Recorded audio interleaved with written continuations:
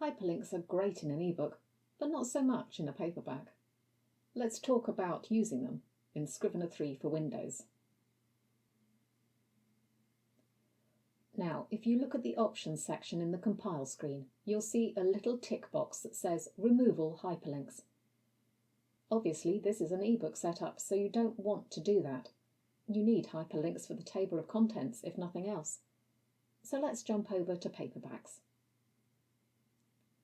Here you'll see the same tick box again, unticked, but you don't want hyperlinks in your paperback, so it needs to be selected, right?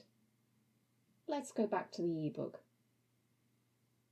Oops, it's now selected for ebooks too. Yes, this is a toggle on and off for all formats. So you have a number of choices when using hyperlinks in your text in your manuscript. If you only ever create Microsoft Word documents, but you do list website addresses for reference, you probably want to tick that box.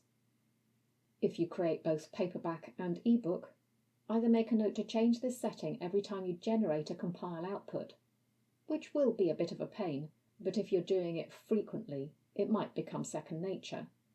Or leave it deselected, so that you always get the hyperlinks in your ebook, because they're essential, and manually remove all the hyperlinks in your paperback after compiling. You do need to remove them, or you'll likely get error codes, and when you upload your PDF to KDP, it may even throw off some of the formatting. Next time we'll be taking a look at all the ebook table of contents settings.